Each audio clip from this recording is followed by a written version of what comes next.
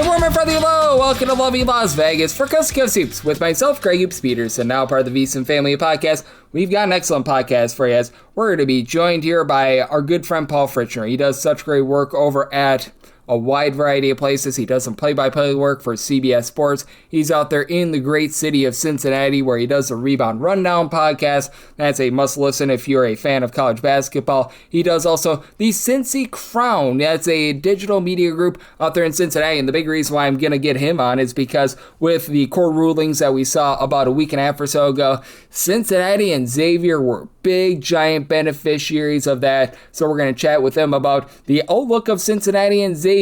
Has it changed a little bit more? We're going to be talking about just what we're seeing in general with regards to the SEC a little bit as well. We're going to be talking about more and more of these guys trying to sue the NCAA, teams that might be willing to sign these fifth-year guys as well, and so much more. There's just a big, giant ball of wax that is happening in college basketball right now, so we're going to be talking about that and so much more with our good friend Paul. If you do have a question, comment, segment idea, what have you for this podcast, you have one of two ways. We'll fire those in. First one is my Twitter/X timeline at gunit_81. Keep in mind, letters they mean does not matter. So as per usual, please do send these into the timeline. And the other way is via an Apple Podcast review. If you rate this podcast 5 stars, it's very much appreciated. And then from there, you're able to fire in whatever you'd like to hear on this podcast via the 5-star review. And I do beg of you, I do plead with you, please do send in these Twitter/X questions. It allows me to know what you want to be hearing on this podcast and makes it a little bit more entertaining as well. Good news is, with everything that we have been seeing in college basketball with these fifth-year guys trying to be able to get eligibility, the lawsuit that happened in California about 48 or so hours ago, it's been doing a great job in terms of holding it down. And the conference previews, they're continuing. Don't worry about it. You just got the MAC conference preview a few days ago, but I'm taking a little bit of a backseat on those for the next few days. I'll probably be getting the Metro Atlantic towards the back half of this upcoming week because I do want to very much be focusing on these guys that are going to be trying to get eligibility, and hey, maybe one or two of those guys signed in the Metro Atlantic as well, so it would nullify that podcast. So waiting to see what happens with these court rulings before I start those up, but you're going to get a specialized conference preview for all 32 conferences, so have no fear there. And we never have to have fear of a shortage of great insight and great knowledge whenever Paul Fritschner is aboard. He does such an incredible job out there in the city of Cincinnati. He does some work over at the Field of 68, Cincinnati Crown, and so much more. That Rebound Rundown podcast, that's great as well, and you're able to follow him on the old Twitter/X at his first and last name, Paul Fritschner. That last name is spelled Fritchner altogether. And Paul, it's always a pleasure, my friend. Thank you. Absolutely. Been a busy couple of weeks, Greg. Let's talk about it. Absolutely. And before we dive in on anything in particular, do you ever remember just such a busy, late June, early July? Because typically this is a dead time of year. We're seeing recruitment for the next year and years to follow, things like that. But with the coaching carousel happening with Michigan and over at Brown, with all the court decisions, we might get a second wave in the transfer portal here in late July, early August, and we just, in my opinion, are in unprecedented times here in college basketball. You know, it's kind of funny, Greg. For the media company I work for, our social media manager was going on vacation. She told me she was going on vacation in the middle of July, and we were kind of throwing around who was going to fill in for her. And I said, you know what? I don't mind. It's the slowest time in the college basketball calendar. It's no big deal. I'm happy to fill in, give everybody else a break. It'll be no big deal. I'll do a couple of shows in those 2 weeks. It's fine. And then, of course, these last 10 days have probably been the busiest 10 days of the non-portal offseason, especially here in Hamilton County, being in Cincinnati with the court case and everything else that I've been covering so closely. So, between the news last week of the exhibition at the tennis center up in Mason, there's been a lot of news here in Cincinnati over the last 10 days. And it's probably, like I said, been the busiest 2 weeks of the offseason. Yeah, it's been really interesting because you mentioned it. The court cases have been big, and the city of Cincinnati as a whole, probably the biggest winners because MJ Collins, who was a really nice scorer over at Utah State last year, he was putting in there in the neighborhood of 17.5 points per game. He's got familiarity with Jared Calhoun. He's in there. And then additionally, I'm going to get the same incorrect, but Philip Rochevin, he gets in there as well. He was the guy that was over at Xavier last year, averaging 10.5 points, leader with 7.4 rebounds per game. Those two teams were the biggest impact teams, and ironically enough, they're the main two teams that you cover. Yeah, correct. So I was down at the courthouse. I was in the hearing. I was covering it very closely as Judge Wagner and these coaches and players testified in front of Judge Wagner and what all was entailing in this testimony. It was very interesting, kind of just as an aside, Greg, where over the last few years, we've heard so much about, all these players suing the NCAA, right? But to actually be in the courtroom with the players, like literally sitting behind the players and the coaches and sitting behind the NCAA's attorneys and seeing how this all played out in a court setting was very interesting to me as somebody that covers this sport so closely. But also, you mentioned the two teams that I cover the most, Xavier and Cincinnati. Yeah, you're right. They were the two most impacted teams by this settlement. In fact, Philip Borovichinen, his name was the name on the case. MJ Collins, he instantly becomes Cincinnati's best player. 17 and a half points a game last year at Utah State. Second team All Mountain West Conference Tournament MVP. He is phenomenal, and he's really good off the ball, which opens up so much for Jared Calhoun in this offense. I was listening to Dan Horde, who's the radio voice of the Cincinnati Bearcats. He was on local radio last night, and one of the things he said was, he's been around coaches for a long time, dating back to Bob Huggins. I mean, he has been around every UC coach. He said that this is the most dynamic offense he has ever seen from a UC coach. Now, it's only been a month of summer workouts, right? You have to keep that in mind. But when you are able to open up your offense with an additional scorer like MJ Collins, it elevates the ceiling of what you can do. Now, let me be very clear here, Greg. These players still have hoops that they have to jump through to be able to play this season. It's not done yet. But right now, as we sit here on Friday night, the players are eligible. Yep, and it's always one of those things as well, because we remember the Charles Bediako case. He was able to get out there for 3 games, probably like 3 or 4 games more than he should have been able to play for, but he was able to play for 3 or 4 games, and then he was out of there. But we also saw a few other cases where guys were able to play the entirety of this season. But I'm so glad that you talk about Borovichinen, because I take a look at that element with regards to Xavier, and I had already loved their offseason. Like, I thought Xavier had the chance to be an NCAA tournament team beforehand. What can be the ceiling of this team? Because now you bring back your top rebounder from a season ago, you get a massive portal haul for this team as well, and all of a sudden Xavier, maybe they're not on par with UConn and St. John's. That would be going a little bit too far, but all of a sudden, in my opinion, they can compete for a top 3, top 4 spot. Yeah, I think so too. I think they're right there in the running for, a top 4 spot in the Big East. I think that they will be a team that ends up getting a bye in the Big East tournament, which means they'll finish in the top 5.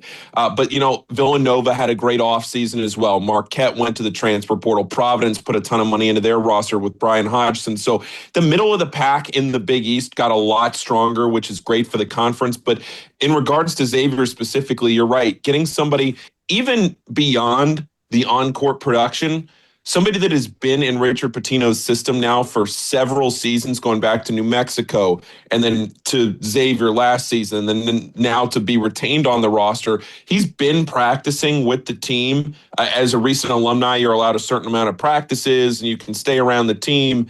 And so because of that, he's been practicing with the team here recently. And because of that, it's like, all right, if he's eligible, he sort of just fits right in seamlessly, which is very different than any of these players who might become eligible and then transfer to a different school. And you'll hear coaches say, I don't want to take a new player in July because it might throw off my locker room. Well, that's not happening at Xavier because Philip Borovichinen has been around, which is great for them. He's not somebody that I would expect to start. I would expect him to probably be the 6th or 7th man on this team, closer to a role like what he played at New Mexico when they went to the NCAA tournament and beat Marquette.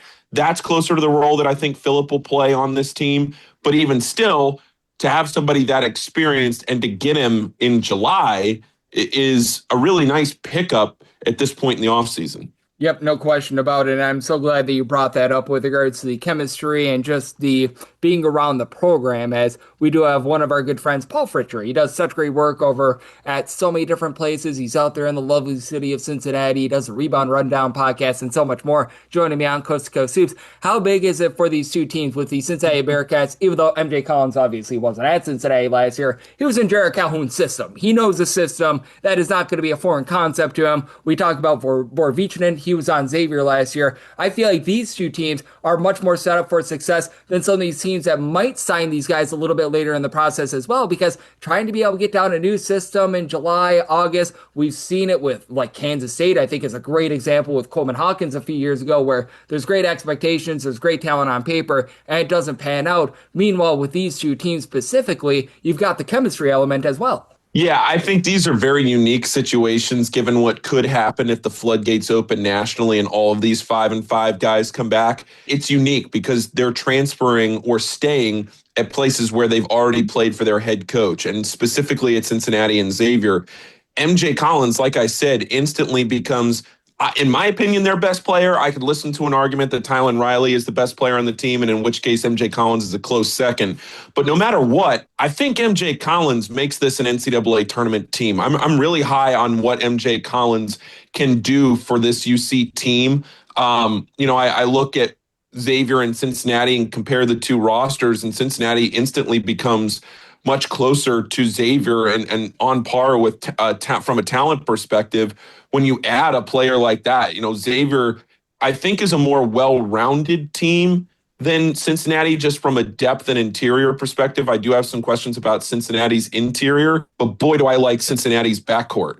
And you look at what they have, some talent that they bring from Utah State already, plus what they add out of the transfer portal. Jaden Hastings from Boston College, Riley Allensbach. One of the two of them have to step up on the interior. They need to get something out of the two of them, or at least one of the two of them, because if they do, then you could have something really special cooking over there at Cincinnati.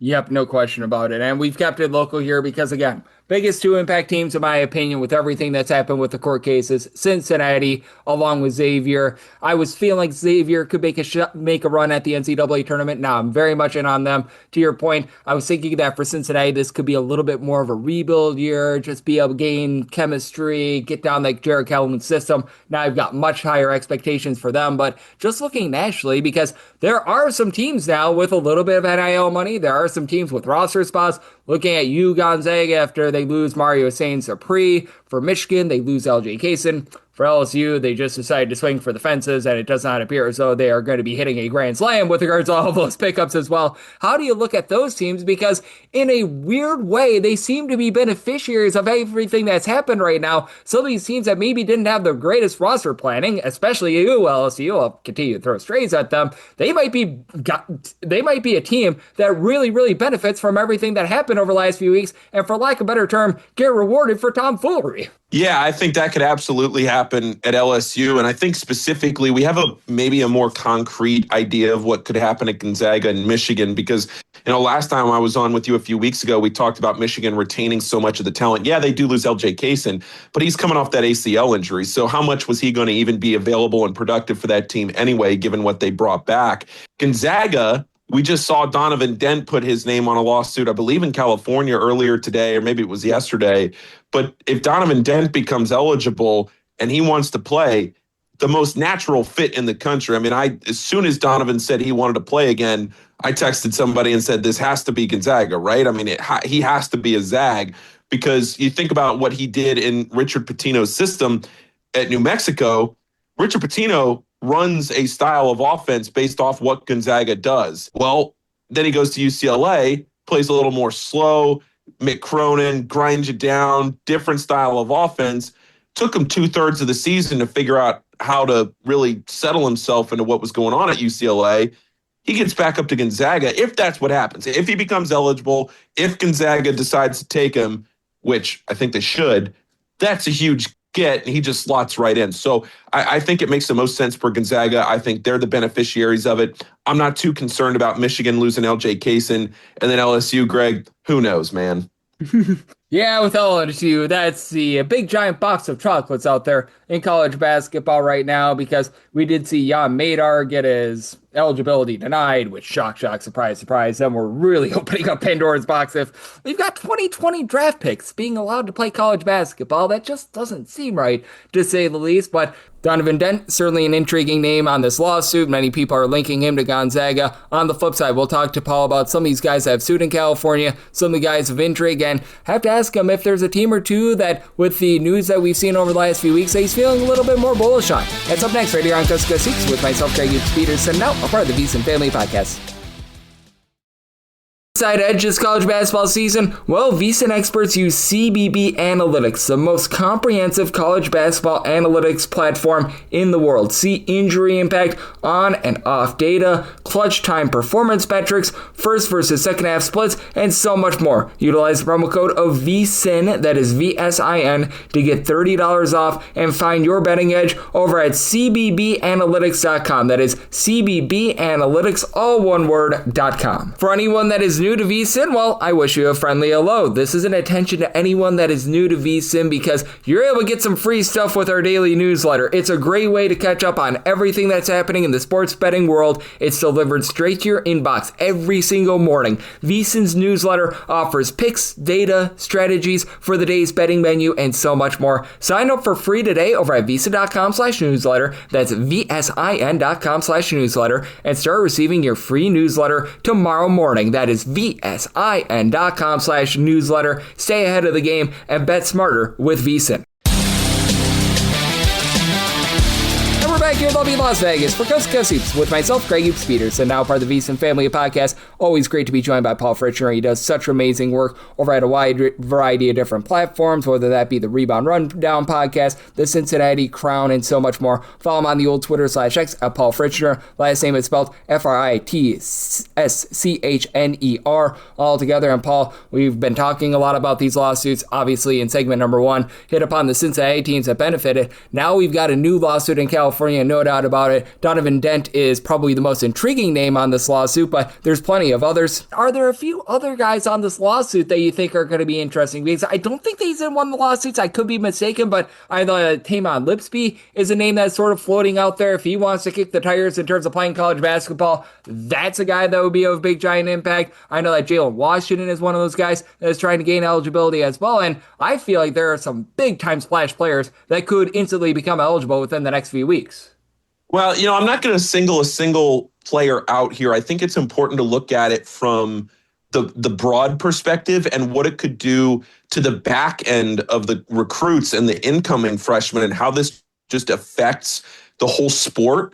Because you're sitting here right now, and to your point, Taymon Lipsby or anything, think about RJ Lewis still trying to get eligible down there at LSU. I mean, so many of these players that right now are going into this, if the NCAA ends up having to let these players play this season, which for all intents and purposes, it kind of does feel like that's the end result. Even though they say they're going to fight this tooth and nail, I think it's really important to understand what this could do for college basketball this year, because it's going to bail out some teams that didn't have a great offseason. Kentucky may have a spot if they need somebody. Like I said, Gonzaga, Michigan is fine. They lose Case, and where does he end up?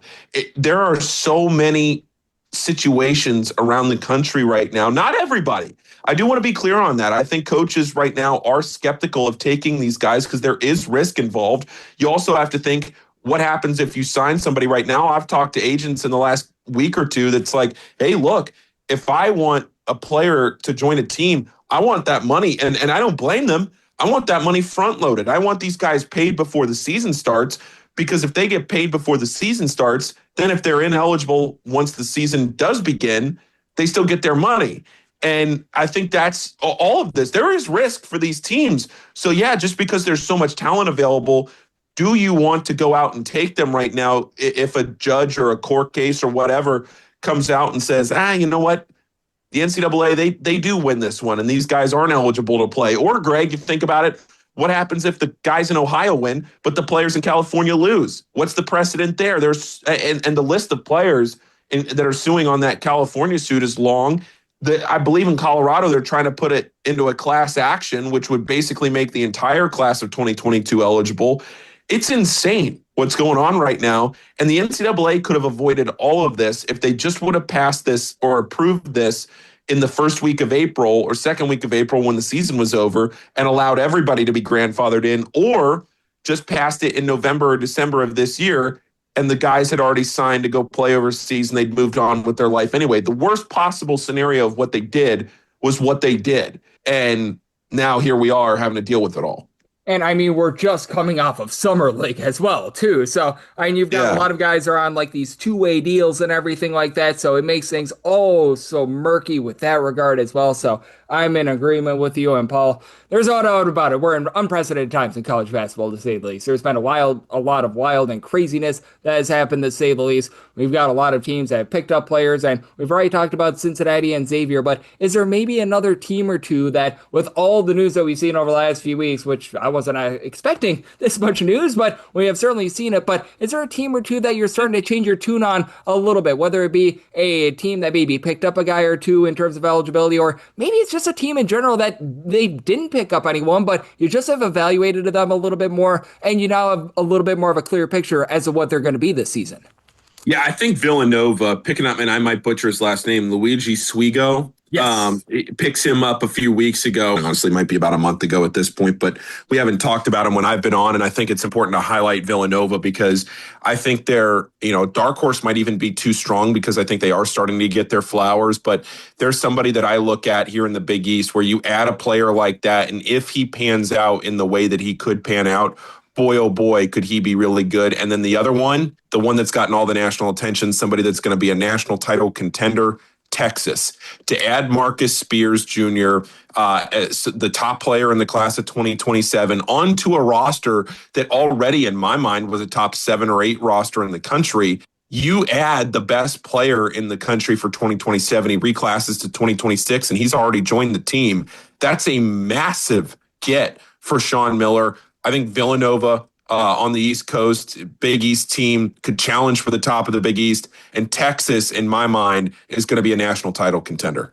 Yep, I'm right there with you on Texas. I know that there's a lot of people now putting Texas even as high as number 2 in the SEC. I think it's between they and Tennessee for that number 2 spot, but there's no question about it. That's a deep team. They, in my opinion, overachieved a little bit more, making the second week of the NCAA tournament last year, and that could be setting the table for what could be a huge year this year. And we know that things are going to be great because you do such a great job all 12 months out of the year looking at this great sport, Paul. You've got your finger on the pulse of everything. You're doing a great job with the Rebound Rundown podcast. And I know you always talk about it during the off season. You do the podcast a little bit less, but you've had to crank it up a little bit more with everything that we've been seeing here, which fortunately, this podcast keeps things going because, man, you never know when we get a stretch like this. It's glorious for us. And I know you've been doing a great job breaking it all down. So love to give people at home know it's all on tap for you and how people can follow along on social media and other platforms. Yeah, appreciate the nice words, Greg. It's the Rebound Rundown. It's a podcast on YouTube and on all major podcast platforms. It specifically covers the teams here in Cincinnati, but I also touch on, the headlines and stories from around the country as well. I had on Kahil Fennell, the new head coach at Western Michigan this week. He was my guest. We went over some headline news at the end of the show, too. So make sure you subscribe. It's a quick show during the season for your morning commute. Don't want to miss that. And appreciate you having me on as always.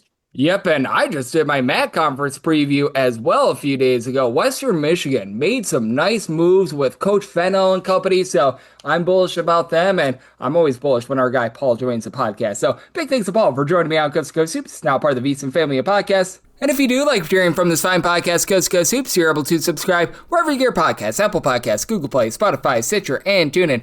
If you have a question, comment, segment idea, what have you for this podcast, you have one of two ways we fire those in. First one is my Twitter/X timeline at GUnit_81. Keep in mind, letters EM, they mean does not matter, so as per usual, please do send these into the timeline. And the other way is via an Apple Podcast review. If you rate this podcast 5 stars, it's very much appreciated, and then from there, you're able to fire in whatever you'd like to hear on this podcast via that 5-star review. We're going to be continuing on the conference previews. The next one is going to be the Metro Atlantic Conference. Probably going to be taking a few days before I do that one because we got a lot of guys that are looking for eligibility right now. We've got a lot of hoopla that is going down in college basketball right now with some of these fifth-year guys. So I might have some change around, shall we say, rosters by the time I do my next conference preview. So I'm focusing there, but that will be done. We're going to be taking a look at everything in college basketball. It's my job to make this the greatest college basketball season of all time. So I appreciate you tuning in today. I'll be back with you once again tomorrow. Thank you.